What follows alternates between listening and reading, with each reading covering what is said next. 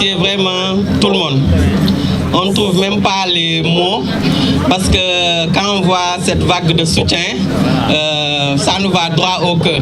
Mais presque il faut parce que c'est une consoeur. Non seulement c'est une consoeur, mais c'est une patronne de presse. Mais avant tout, c'est une femme qui a été agressée cachement. C'est une journaliste qui a été agressée dans l'exercice de ses fonctions. muy loo xam ne tey au 21e siècle kenn xalaatul woon ne daañu toog moment bi di gis ay journalistes yu ñuy agressé avec une telle barbarie.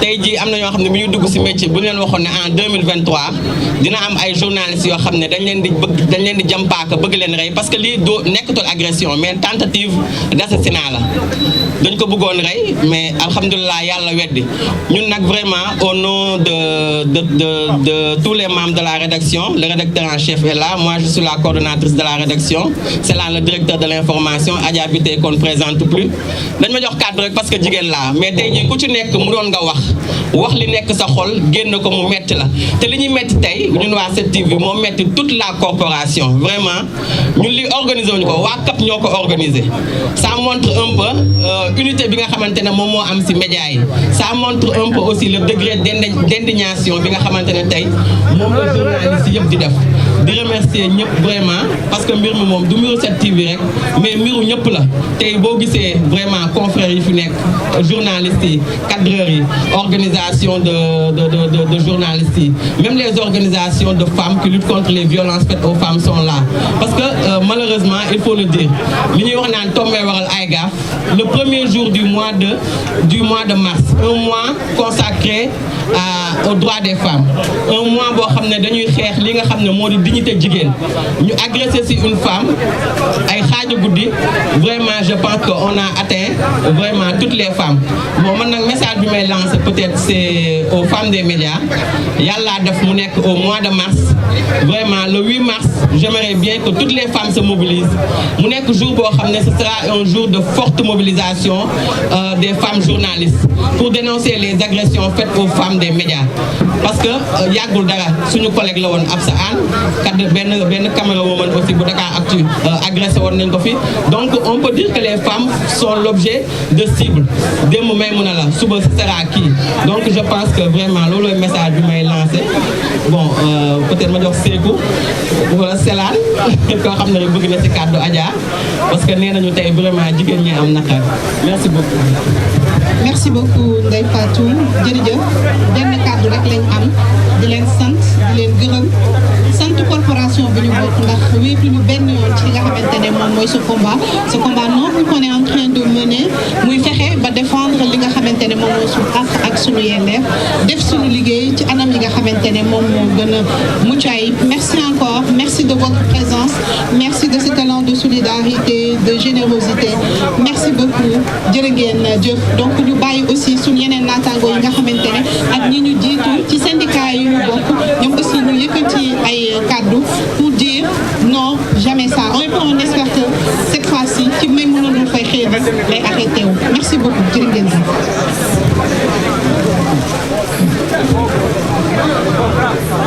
waaw maa ngi nuyu ñëpp di gërëm vraiment la mobilisation des journalistes la mobilisation de la presse sénégalaise gis nañ ni mobilisation bi rafet na donc si remerciement yooyu xam naa CAP nañ si jiital la coordination des associations de presse ak le SYNPICS ak la convention des jeunes reporters du Sénégal ak gis nañ ni depuis ba ñu yégee nouvelle ba tey ñoom ñëpp ñu ngi fi depuis ce matin ils sont là à nous réconforter à nous soutenir donc ñu leen di gërëm di leen sant bu baax benn kàddu bu ma ciy wax rek mooy comme ni ko Ndeye Fatou waxee muy mois de mars le premier jour un mois consacré à la femme et on agresse une journaliste donc je pense que ça doit alerter et à travers cette agression ou même cette tentative de meurtre à l'endroit de notre directeur général Maimouna Ndour Faye, moi je pense que c'est toute la presse qui a été poignardée.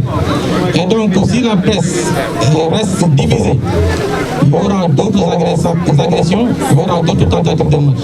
Moi je pense que c'est une occasion pour que toute la presse sénégalaise soit unie, debout comme un seul homme, pour gagner notre combat face aux monstres. Parce qu'en fait, je le disais tout à l'heure, une démocratie sans presse, c'est tout sauf une démocratie. Et donc je pense que les agresseurs, les auteurs de cet acte ignoble, innommable, infâme et hideuse, n'ont pas atteint leur objectif. Parce que leur objectif, c'était de faire taire Maimouna Ndour Faye, c'était de faire taire la presse sénégalaise. Et je pense que Maimouna, lorsqu'elle sortira de cette situation, et on l'espère bien, elle sortira de cette situation, elle sera encore plus brave, parce qu'on l'a connue brave, on l'a connue courageuse, on l'a connue professionnelle et on l'a connue passionnée. Et elle reviendra encore plus forte, plus courageuse et plus professionnelle. Et nous sommes là debout à ses côtés pour faire face. Merci beaucoup. Voilà, merci beaucoup à Pape Célane, merci à Adja et à Ndeye Fatou, à Sékou Diémé.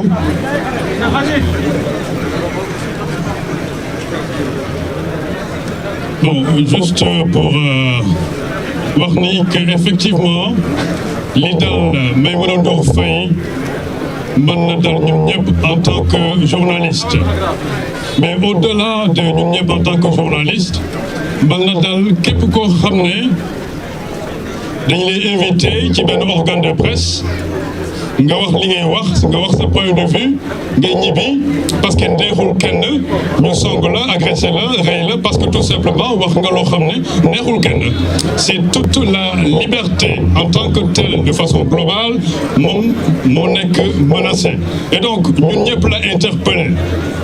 ci loolu li may wax lenn la mooy remercier cette mobilisation de toute la presse, mais aussi la mobilisation des acteurs politiques. ñoom ñëpp depuis ce matin ñu ngi ñëw dañu massawu toute la presse, ñu ngi leen di remercier aussi les acteurs de la société civile. ñoom ñëpp ñëw nañu pour massawu ñu, mais aussi pour wane à quel point ñoom ñëpp ils sont mobilisés pour que cette liberté demeure au Sénégal. Merci à tout le monde. Merci beaucoup. Merci beaucoup Sékou Diémé, merci également à Pape Matar, Adja ak kii di Ndeye Fatou. Adja Sow maa ngi lay nuyu bu baax di la ziar. Merci beaucoup. Alors ñu ngi leen di gërëm bu baax ci kàddu yi ngeen yëkkati. Je pense que dinañ ñëw tout à l'heure ci délégation yi nga xam te ne ñoo fi teew. Sambou Biagui sunu doyen moom la ñuy jox mbir yi mu wéyal su ko defee incha allah ñu ànd ak moom ci jotaay bi. Mais d'abord laata maa ñëw ci présenter délégation yi fi nekk dañuy jox kàddu gi suñu beneen doyen boo xam te ne Sambou Biagui moo koy introduire di Daouda Diouf bu RFM. jërëjëf Ousmane mbokk yi ñu ngi leen di nuyu bu baax a baax di leen di gërëm di leen sant ci mobilisation bi. lii lañ soxla ci mobilisation, lii lañ doon wax la dernière fois, il faut qu'on soit unis. La presse doit être unie. kenn bu feebaree ñun ñëpp ñoo war a feebar, kenn bu gaañoo ñun ñëpp ñoo war a gaañu, kenn bu amee problème ñun ñëpp ñoo war a am problème. Barke Dembo Ndiaye la greffier yi bi ñu laalee kenn ñoom ñëpp a dugg ci bureau juge bi. ñun ñi kuñ ci laalee kenn ñun ñëpp ñoo war a jóg. Et il est temps de mettre fin à ce qui se passe au Sénégal au niveau de la presse sénégalaise. Vive la liberté de la presse! Vive la liberté de la presse! Vive la liberté de la presse! Vive la justice! Parce que bëgg nañ balaa demain, d'ici demain, on veut avoir la lumière sur cette affaire. Bu ñu ko amul, c'est parce qu'ils n'ont pas la volonté de le faire. li ñu bëgg mooy d'ici demain ñu xam kan moo ko def ak ñan ñooy les commanditaires. Et c'est possible. Nous avons une police bu nangoo bu xarañ bu mën a def la différence. Et on attend la police, on attend la gendarmerie sur cette affaire. Bu ko defee, s'il vous plaît, comme on l'avait fait la dernière fois, ñii moom jigi déjà sur terre. Dama bëgg ñëpp toog parce que la liberté de la presse est à terre. Toog leen ngeen ñëw maa leen ko ñaan. Caméraman toog ci suuf, tout le monde en bas, tout le monde en bas, tout le monde ci suuf, tout le monde ci suuf. Voilà, ci suuf, ñun ñëpp. Allez, le poignet là. Vive la liberté de la presse. Vive la liberté de la presse. Vive la liberté de la presse. Vive la liberté de la presse. Vive la liberté de la presse. Vive la liberté de la presse. Vive la liberté de la presse. Merci beaucoup. Merci. Je l'ai dit, nous l'avons dit ensemble 17 fois. Nous l'avons dit 17 fois. Et ça, c'est important. 17 fois, nous l'avons dit, et c'est un chiffre important. Le Sénégal, au niveau de la liberté de la presse, au plan mondial, doit aujourd'hui franchir des pas importants. Malheureusement, on est en train de regresser et le Sénégal a perdu des places. On a perdu 17 places. Il faut qu'on soit vigilant. Hey, ces images-là, ils doivent le tour du Sénégal. Et nous sommes tous malheureux de voir cela. Nous, en tant que Sénégalais, en tant que citoyens, de la démocratie au Sénégal. Mais véritablement, c'est une honte. Mais li waru bett kenn. Et je le dis devant les autorités qui sont là. Ñaati yoon lañ taxaw maison de la presse di ndaxarlu pour le cas d'un journaliste. Ñaati yoon lañ def ay sitting pour le cas d'un journaliste. Ñaati yoon lañ def lii pour le cas d'un technicien de l'information et de la communication. Barki Demba Ndiaye, ceux qui sont censés nous protéger nous agressent. Heureusement que le ministre de l'Intérieur a reçu une délégation de la CAP pour discuter avec nous par rapport à la situation. Ces jeunes reporters que vous voyez, sans eux, on ne peut pas avoir d'informations. Sans ces jeunes reporters, on ne peut pas être libre. Parce que celui qui n'a pas d'information n'est pas libre. Nous sommes sur le terrain, de matin au soir, pour apporter la bonne information. Et si vous les agressez, et si vous les empêchez de faire leur travail, ceux qui ne sont pas des techniciens de l'information, nous avons traiter l'information, l'information après ne sera jamais juste. Mais les techniciens de l'information, si vous les ñu liggéey dañ def liggéey bu rafet liggéey boo xamante ne kenn ku ne da nga ci gis sa bopp kenn du ne ñii dañooy parparloo mais parparloo bu amee c'est parce que ceux qui sont censés faire le travail n'ont pas pu faire le travail. Merci beaucoup. maa ngi leen di nuyu gërëm leen les autorités qui sont là, les autorités d'aujourd'hui, je l'appelle comme ça, les autorités d'aujourd'hui et les autorités de demain. Vous êtes les garants aujourd'hui de la vitalité de la démocratie au Sénégal et vous êtes interpellés. Merci à tout le monde. Salam alaikum rahmatullah. Vive la liberté de la presse.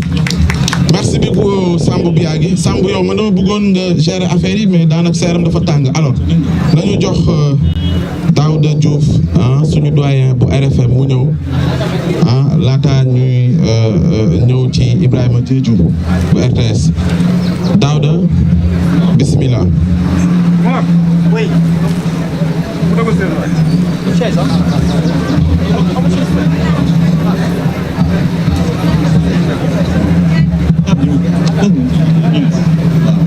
Salam alaikum. Mesdames, Messieurs, bonjour. Je ne vais même pas prendre la parole parce que ce n'était pas prévu. Je ne suis pas un imam, je ne suis pas un abbé, mais j'aurais aimé qu'on prenne 1 minute pour prier pour que Maïmouna Ndour nous revienne. Chacun dans sa religion, pour 1 minute.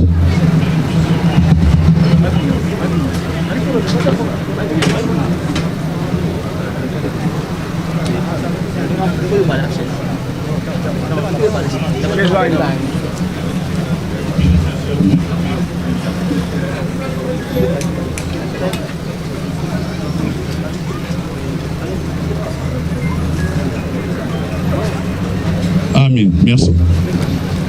Je suis écœuré en me mettant ici pour parler de ce qui s'est passé hier, ici juste derrière. Parce que Maïmouna, c'est une voisine à moi, nous habitons à côte. Elle habite ici derrière, à la cité El Hadji Malick Sy. Et ce ne sont pas des agresseurs, c'est un agresseur. Parce qu'un voisin, un gardien, a pu quand même voir l'agresseur. Malheureusement, il n'a pas pu le poursuivre, parce qu'il n'était pas armé. peut-être l'enquête de la gendarmerie va déterminer les causes avec les caméras de surveillance étatiques et les caméras de nos voisins. Ce qui est arrivé, moi je me dis que ce n'est pas une agression, hein. Il faut appeler les mots tels qu'ils sont. On a voulu tuer cette dame. Comment on peut attendre une femme qui descend à 3 h du matin dans son véhicule seule? Elle se gare à 2 minutes de chez elle. Vous la trouvez là-bas avec un couteau, parce qu'on a trouvé le couteau sur place, avec un couteau. Vous lui tapez sur la tête, elle tombe, vous la poignardez pendant 3 reprises. Il a failli l'intervention d'une dame qui a crié pour que le gars puisse s'évaporer. Donc l'intention était de tuer. Et ce qui est arrivé aujourd'hui à Maïmouna est arrivé à d'autres journalistes. Je parle de l'affaire Cambelguien. Peut-être vous étiez beaucoup plus jeune. Récemment, il y a eu notre concert de Seneweb qui a été agressé. D'autres journalistes ont été agressés. Des locaux brûlés. On a vécu ça sous le régime du président Blair Wade.